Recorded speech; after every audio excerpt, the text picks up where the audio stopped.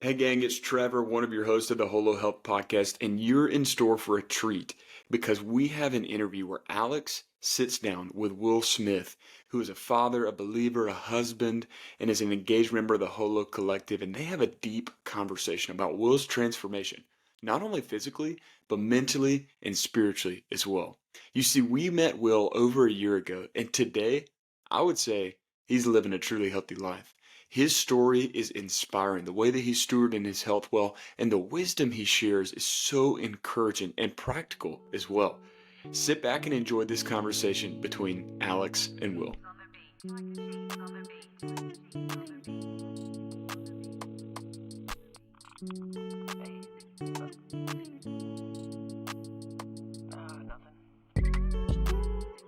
Well, thanks for tuning in to another episode of the HOLO Health Podcast.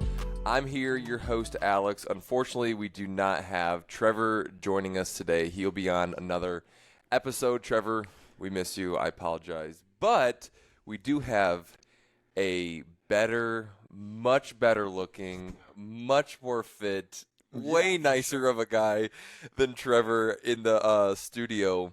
The man, the myth, the legend. Wow. Will Smith. Appreciate it. Trevor, I'm just kidding.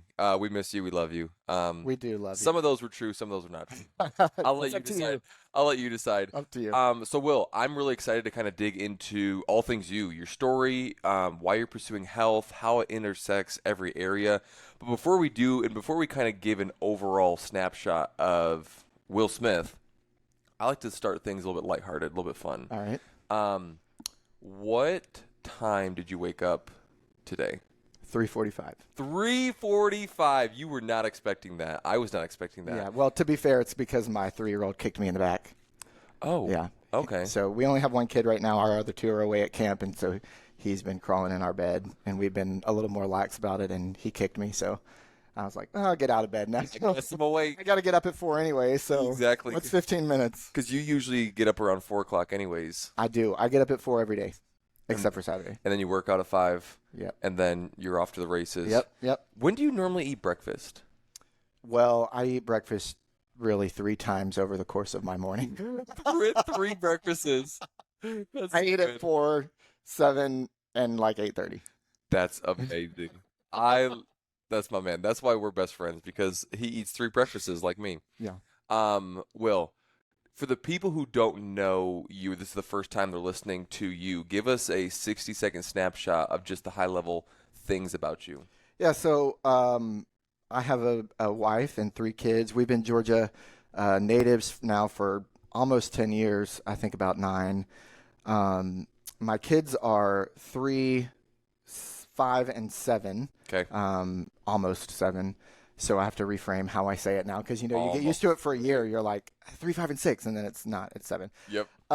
So I'm a pastor here in town. I work in the creative arts, creative pastoring industry, and then digital engagement. So I handle, like at our church, I handle all of our visuals, all of our online stuff, things like that.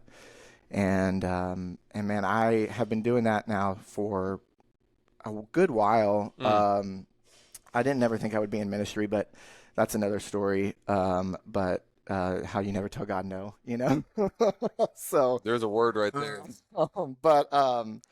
but the Lord's been really gracious to us and to our family. My wife Caitlin, just awesome, and so she and I. And our 3 kids, we live like literally across the street from our gym, and we are really blessed with our life in Georgia. Really blessed. I love that. There's so many things we can dig into. For context of this episode, Will, we don't have to get in this too much, but how are we sitting here? Where does our story intersect? Yeah, so in 2023, so January of 2023, I had surgery, and then in March of 2023 I was fully recovered, and I thought to myself, I have got to get my physical and nutritional health in order. Like I can't do it on my own. Number one, I need to steward my body, myself better. And so I'm like sitting in my chair in recovery, Googling like what gym is near me. Like I really didn't know anything. I didn't know it was in your recovery chair. Yeah, man. Yeah. I literally, so in my recovery, I could move from my bed to my chair, from my chair to my bed, literally for 8 weeks. Oh man. They wouldn't let me do anything else. And so, so I was literally sitting there like, what gym is near me? And I had found some other things, but I knew I wanted like one-on-one training, at least to start with. And so, Sure. it was like, there's a gym a mile from you. And I'm like, really? I had no idea. So, I just You didn't know this place existed, No. even driving by all the time? never, no idea. Didn't know it was CrossFit. Literally knew nothing about this place. So I put a message in and met with Trevor, who was coaching here at the time. Yeah. And was like, I mean, I guess this is going to be cool. I don't know anything about it, but then fell in love with it, obviously, immediately. Fell in love with you guys and what you're doing and bought in pretty quickly. So now I've been here at the gym for right at a year. So context, Holo Health is not a gym, but personally on the gym side, this is Alex speaking, that I get the pleasure and opportunity to run and own Cumming Strength and Fitness here in Cumming, Georgia. So that's, you could say, the day job, which is really, really fun, where Holo Health is separate but also has a very similar mission to helping people become healthy. So we get to engage on the Holo Health side, which is what this podcast episode is all about, but we also get to hang out and see each other at the gym, which is really, really cool, which other guests on this podcast have kind of intersected that path as well. So, Will, talk to us about young Will. Talk to us about, like, what did life look like? What did health look like? What did your faith look like? And you can share as much as you want to, but Sure. just kind of give us a picture. So I grew up, my parents are believers. My dad's a pastor as well. So I grew up kind of in the church. I was saved at a really early age, and it was, like legitimate and real. I knew at the time, that I needed a savior, that I couldn't do life on my own. And in fact, my sister's a year older than me, and she's the one who was like, you got to get saved or you're going to, whatever. And, Right. and so I was like, okay, so, here we are. But it was real. And then I spent kind of the rest of my spiritual journey, as a kid and a teenager and a college student, just kind of unpacking all of that. And I feel like every day, even as an adult, learning more and more, what does that mean for me? What does that mean for my life? And so what has the Lord done for me? And so, and as a result of that, how am I supposed to live? You know? And so I was never really like involved in any sort of physical sport or activity as a kid. I recreationally played like ultimate frisbee. It was pretty much the only thing I was good at.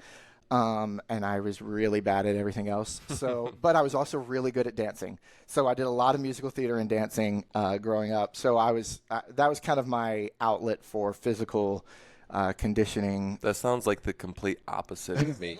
I did a bunch of sports, but dancing is the lowest of the low. If you want to feel good about yourself, watch me dance. Yeah. Like, wow, I'm glad I don't dance like that. Well, if you ever want a good laugh, just watch me dance. So it's fine. Good.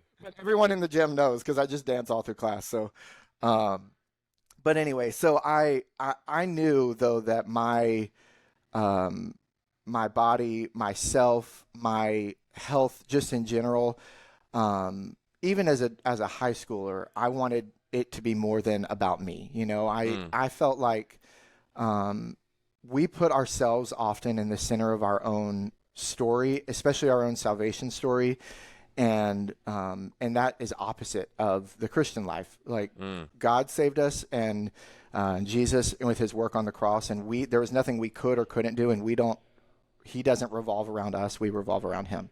And so just as a natural outpouring of that, I think always had kind of this natural bent to be a better steward of the work that he's done in my life. And whatever that means in relationships, in physical health, and my spiritual disciplines and things like that. So, but it really probably wasn't until college that really started to manifest itself. And so when I went to college, specifically speaking physically, I realized like, man, I am like behind, but I don't know what I'm doing. So a buddy of mine and we would like run every day and do a lot of cardio. And I was always very, very afraid of the like weight side of the gym and what I would consider the like athlete side of the gym, Sure. So we would never really venture over that way. And so in fact, in my very first meeting with Trevor, I'm sure he doesn't remember this, or maybe he does, but I said to him, like, look, I know that physical disciplines and spiritual disciplines are connected to each other, that we can't really separate these things. And so we were talking specifically at that point from a gym side, but he was like, hey, you need to check out HOLO Health and what that looks like. And so so I kind of dug into it, and it kind of put a bunch of pieces that I had in my mind together of like, yeah, I know that when I push myself to do something that I'm uncomfortable with, that I'm honoring the Lord in my body better, and that I can then give more of myself in other ways. And as a dad, I wanted to be able to give more of myself to my kids. As a husband, I wanted to be able to give more of myself to my wife. As an employee, I wanted to be able to give more of myself to my job. And so so I knew that I felt like, man, this is the next step in my physical journey. Nutritionally, I was like, toast. And I was like, I don't even know what to do. I just need somebody to tell me what to do. Literal toast and hypothetical toast. Well, when you get sick or like have surgery, or you have a baby and you're on like a meal train and everybody brings you pasta. Literally. Yes. So I was like desserts. 8 weeks of pasta, which was no big deal for me because that was my life. And so I didn't really like feel anything different, but I also had been sitting there for 8 weeks going, I cannot eat another thing of pasta. And so I need somebody to tell me what to eat and how to steward my health better nutritionally. And so and Trevor just was like, yeah, dude, let's do it. So I didn't come in with like goals per se of I want to look this way, I want to be this way. I didn't have like a body fat percentage goal that I wanted to do, or a weightlifting goal that I was aiming for. Truthfully, I didn't even know what would be good or what existed or what I was at, or even what's realistic. Right. So I was literally just like open hand saying, here I am. Sure. Here's what I want is sure. I just want to be healthy, and you tell me what that means. You look at me, talk to me, get to know me, and then here we are. And I feel like that is part of the mindset that Jesus calls us to, right? Is that, hey, it's a life of surrender. It's not a life of like, here's what I want. Here's the life that like I want to do X, Y, and Z, X, Y, and Z. It's God, here I am. Yeah. So I'm not saying that I was like there spiritually, but I was there going, I don't know what to do. And I need you to help me. And so I think that probably helped me fast track my journey a little bit. In the sense of like, I just didn't really have to do the mental work. I just was like, yeah, if you tell me to put protein on my plate, I'm going to put protein on my plate. Like, yeah. I can check off a list of things because my motivation behind that was, I just really want to honor my Lord better in what I'm doing, and so, and run this race better that He's given me in this life. There's so many that I want to unpack, which is why I grabbed my little notepad here. Here at HOLO Health, we try to define health through some correct understandings. We say the 9 correct understandings, and 2 that just jumped off the plate for me, for you, Will, was one of them is we say that health is a stewardship. That's exactly the wordage and the phrase that you were saying, is that we are not our own. We look at 1 Corinthians with this, that we are bought at a price, our body's not our own, therefore honor God with our bodies. And just like you were saying, because of I am not the center of my world, God is, and He has given this to me. You talk about Ephesians, that we are His workmanship, His masterpiece. And out of that response, that we want to be good stewards of what He has given us. Stewardship implies we're not owners. Yeah. We are simply managers of what's been given and entrusted to us. And that's where our faith intersects our physical health, because that mindset shapes the motivation on why we even do something. And I ultimately think it's the most sustainable because it's the way God designed it. The second thing, which I think is a little bit more relatable for most people, is that health is a means to an end. Yeah. That if we're pursuing our health from a spot of I want to look good, that's again placing ourselves in the driver's seat or our self-reference point, right? And ultimately that is a futile means, right? Because we're going to find that, oh, wow, I'm not designed to be my center point. God is or others. We're supposed to love God, love others. And when I am healthier, I can love God, love others better. We say it's the true health motivation. Health is a means to an end to love one another better. Like you said, I can love my wife better. I can love my kids better. I can be a better employee. I can be a better neighbor because we're pouring from a full cup now rather than an empty cup. Yeah. Well, I think too, like only God has the power to both rescue and redeem us. So when we sit back and we look at our lives, we struggle with things all the time. There's if you're like me and you were overweight and weak and you needed help physically, great. Science can rescue you out of that. You can get to somebody and go, okay, science says if you eat more vegetables and you have a better protein intake and you take more steps, you're going to lose weight and you're going to get stronger if you lift weights. Or if you struggle with mental health, therapy and the science behind therapy is good and it can help with that. But God can rescue and redeem that. And so when you partner those two together, it gives purpose to the journey of, hey, I want to move forward. I don't want to just change. You know what I mean? Like, gotcha. It's not that I wanted to be healthier. It's that I wanted to be healthier for something. Yes. And so, so when we look at like our lives, and that's where I was, is like, man, I just want my life to be redeemed for the glory of God. Like, I don't want my health to reflect on me. I don't want to look in the mirror and see me. I want to look in the mirror and see Jesus and reflect that. And so I'm going to use the gifts that he's given us with science to help motivate me to do that. And I'm going to do the work, but I'm going to do it with the motivation of like, hey, I want my story to be a redemption story. Here's where this might get a little spicy, but I'm just going to go there because I fully believe it. I fully believe that you cannot become truly healthy in every area until you put Jesus at the center and until you are pursuing Jesus. Like you said, I like the rescue and redeem part. If we use the language of HOLO, body, mind, and soul, there are many people that don't follow Jesus that quote unquote have a healthy body or they're sharp mentally. They look good in the mirror.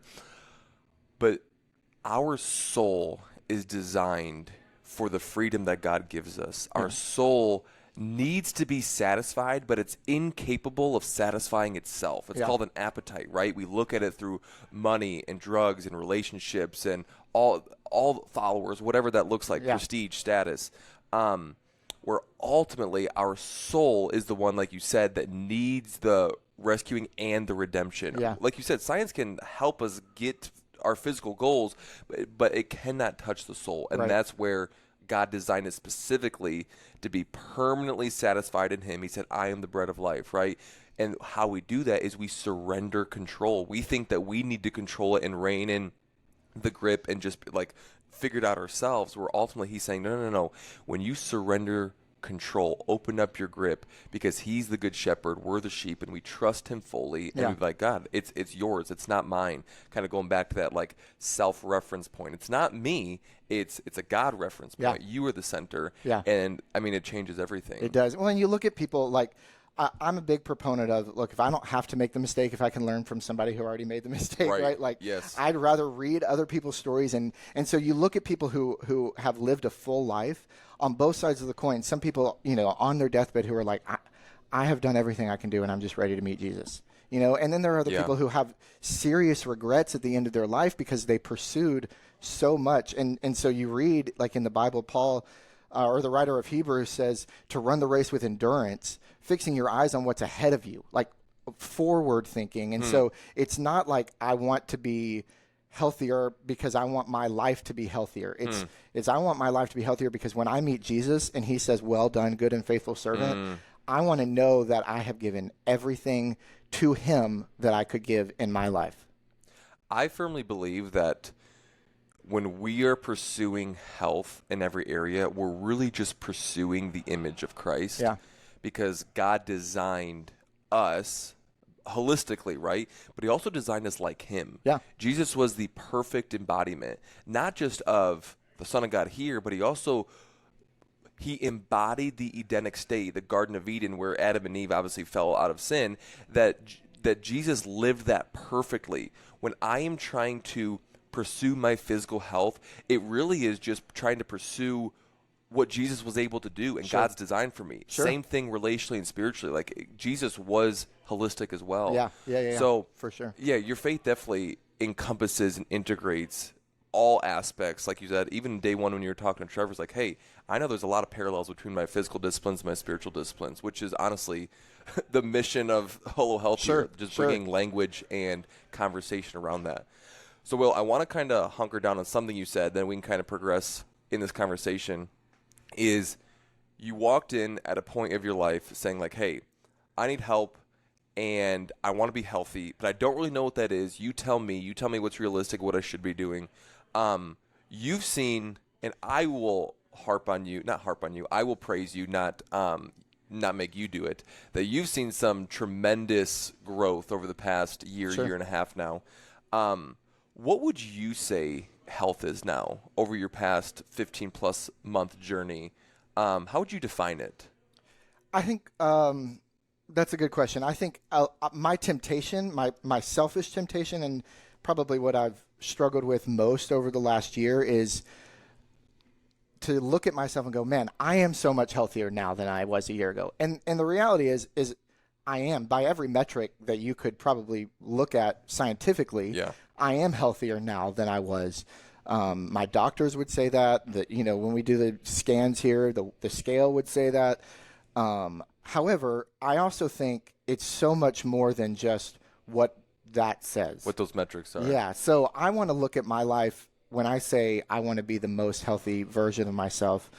I want to know, do I live with the fruit of the Spirit more than I live with the works of the flesh? Yes. Now. Yes. Is that more evident in me this year than it was last year? Is it more evident in me today? Because the reality is, I think a lot of times, again, we talk a lot about control, and we've talked about it in this conversation even. Self-control is a fruit of the Spirit. It's not something we can produce in ourselves. It's a working of the Spirit in us. Yes. And so, that's good. So if I have more self-control, meaning am I more disciplined in my food choices? Am I more disciplined in my gym routine and my quiet times? Am I more disciplined as a father to put my phone away and look my kids in the eye and play with them? Am I a more disciplined husband in stewarding my wife's emotions and health and our family well? Am I a more disciplined son and employee and all the different roles that I have? Then I have lived more in the Spirit now. Man, that's good. And so it's just outworking of that. So that, to me, true health looks like, do I love better? Do I have more joy, more peace, more patience, kindness, goodness, gentleness, faithfulness, self-control? If so, then it's not anything that I have done. It can't be anything that I have done. Wow. So I've never put that language around it, but you're exactly right. When I'm pursuing health and aligning my behaviors with God's design, the lagging indicator or the byproducts or the result of that should be the fruits of the Spirit. Yeah. And that is not just a spiritual thing. That's not just a mental, private, therapeutic practice that I say a prayer for 5 minutes, then I go out into my day. That integrates into every area, every part, every relationship, where I know for me with my body, I am able to demonstrate the fruits of the Spirit well when I get a good night's rest. Yeah, that's right? exactly right. That's where my body comes into it. But I also know that I'm a lot more love, patience, kindness, all the fruits of the Spirit when I'm spending time in the Word. Yeah. Or when there's peace at home. Yeah. Like, there's a lot of different parts, but when I have health in each of those, the metric to observe or the metric to measure are the fruits of the Spirit, which is spot on. Yeah, and the reality is too, like we live in a fast-paced world. So you take sleep as a great example, because sleep is something that I can go to sleep every night, and for the most part, I still have young kids, so we put our kids to bed, and I control the rest of that night. Sure. Do I want to watch TV? Do I want to read a book? Do I want to sit up and talk to my wife? Do I want to go eat something? Sure. Do I want to go to sleep? So I know for me, my alarm's going off at 4 a.m. because I want to get my physical routine done before my family wakes up. So that means that I need to go to bed early. That means at 8:30, really, I'm crawling in bed, and by 8:45, 9 o'clock, drifting off. Yeah, lights out. And so that's it for me. But again, I don't look at that and go, oh man, if I can't get to it tonight, then I'm really going to lack in love and joy and peace tomorrow is I can still wake up the next day, even if I went to bed at 11 because we had friends over or I was at an event or whatever, and go, God, I didn't get a lot of sleep. And it doesn't matter if I got a lot of sleep or not, but I can't produce this in me anyway. Only you can. So transform my mind today, renew my mind today, give me that and make that in me. I can't make it for myself. It doesn't matter if I got 12 hours of sleep or not. Obviously it's better to get the sleep. And so again, that's part of that self-control and discipline is on the other side of that. I look at it and go, I can steward myself well tonight by going to sleep at 8:30 when I can. What does health look like now? You've had such transformative growth. I mean, you rock solid in what you're saying. What are some of the things that you do now that move the needle the most? And we don't need to belabor every single one of them, but Sure. what are some of the top or the key ones? You're like, hey, this, and it could be something physical, it could be something spiritual, but what are some of those, like what me and Trevor say, the big needle movers for you that you try to consistently prioritize? I think if I could encourage anybody in anything, it's get your morning routine dialed in. Yes. For me, I think what I changed the most in my life was my morning routine. So now I've decided that, hey, I want to get my workout in. I want to get my breakfast in. I want to be ready. When my kids wake up, I want to be their dad. When my wife wakes up, I want to be her husband. And so I don't want to be distracted by all the other things. So I wake up and I get my quiet time in, my workout in. I get some movement in that's not a workout. I eat breakfast, all of that before my kids wake up. That's why I'm so adamant about getting up at 4 to show up for a 5 a.m. class. I get up at 4, I read my Bible, I show up to the 5 a.m. class. A group of us, we walk afterwards and we just talk about what God's doing in our lives. And so we're filling our souls before anything else happens because that's the time that we have. And then once everybody else in my household wakes up, then I'm ready to, during the school year, get them ready for school. Or during the summer, I get to sit with my kids and just talk to them in the mornings and have a little bit slower time. But it is important to me that from a health perspective, relationally, that I give to the people that I need to give time to during the day, the time that they need from me during the day, whether it's my family or my coworkers or whatever it is. So whether it's on the bookends of that, that's the time that I have to spend. And so I'll sacrifice a little bit of time in the morning to do that. I'll sacrifice a little bit of time in the evening to go to sleep earlier so that I have that morning. Your morning routine fills your cup each day, physically, spiritually, relationally, mentally. Yeah. And you can then love others better, your kids, your wife, your coworkers, whoever you meet in that day, better because you're pouring from a full cup. Yeah. You're able to sleep sufficiently. You're able to anchor your mind in truth and set your mind on truth. You're able to do life with one another relationally in a group type fitness atmosphere here, but then also when you're walking and processing. So there's that relational health side. So you're saying that your morning routine is the keystone habit that pretty much dictates everything else. For sure. What do you do when your morning routine is thrown off? Like I said, the morning routine isn't the magic. The work in the routine is not the magic. It's the consistency in that and the outpouring of, hey, it doesn't matter if I'm working out or if I'm waking up.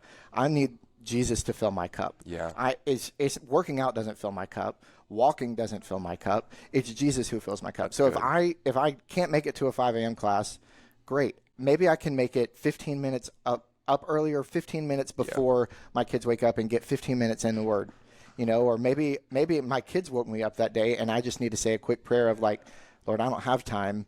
Use me and fill me, and then go be a dad, and or things happen all the time. Kids get sick in the middle of the night, and you don't make it. But I know that the next day I'm going to be on it, and the next day I'm going to be on it. No matter what happens on this day, here's my consistent routine following that. Well, this conversation has inspired me, and I know it's going to touch many of the listeners.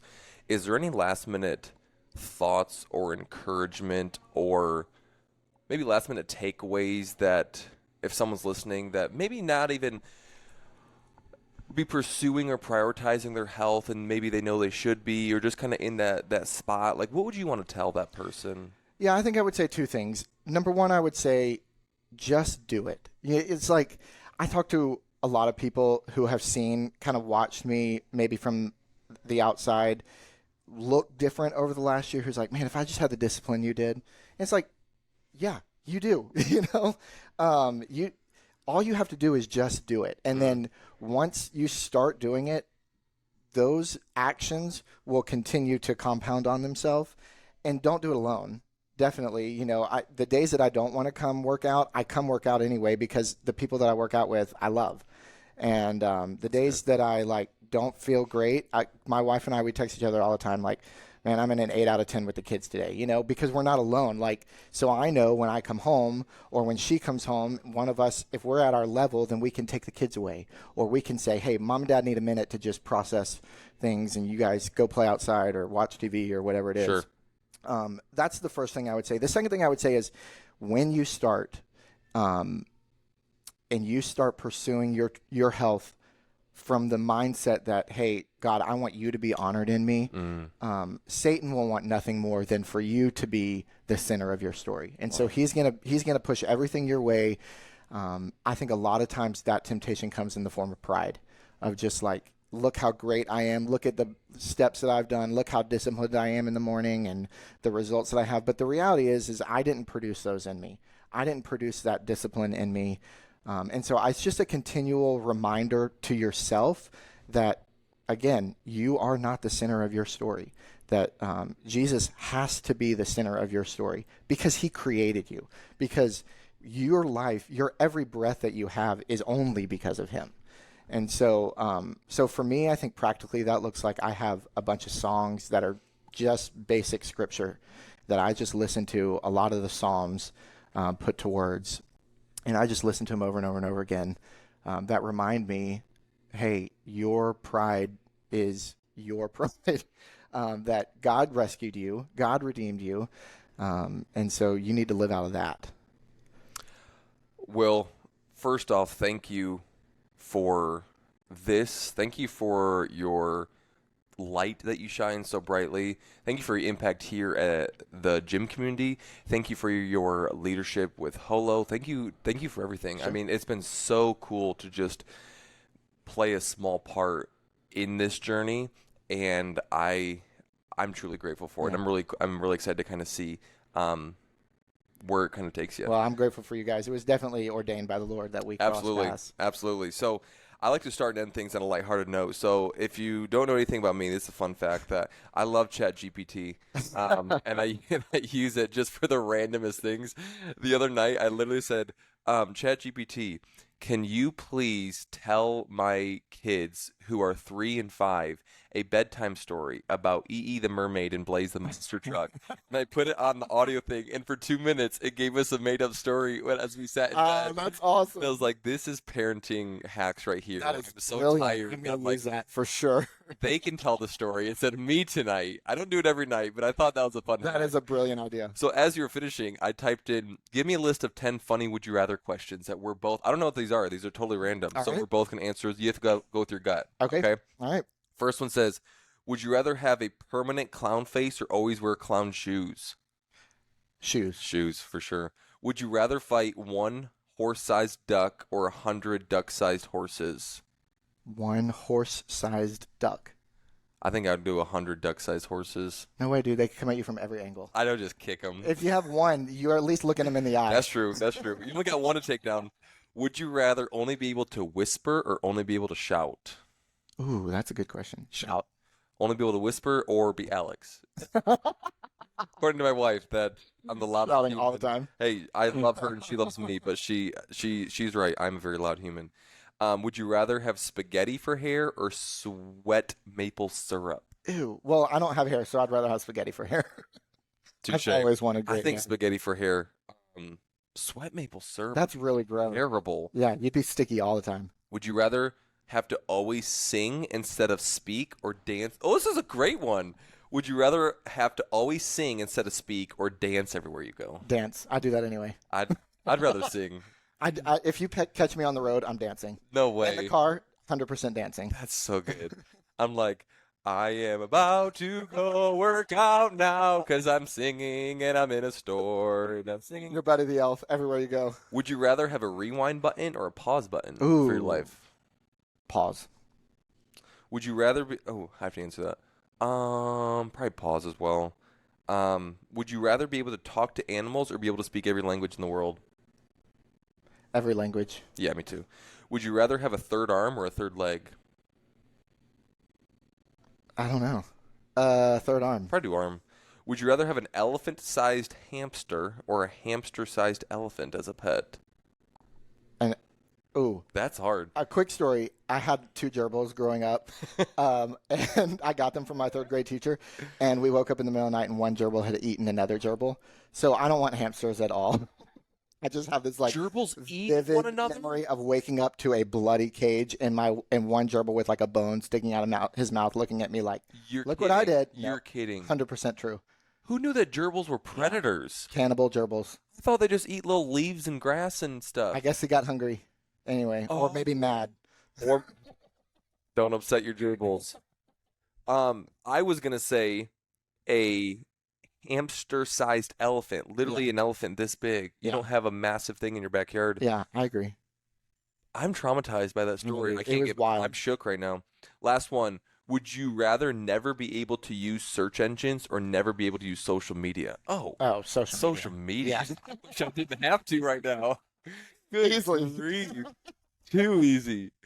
Will, this is so fun. I enjoy your friendship. Yeah, man. You're such a Me too. legit dude.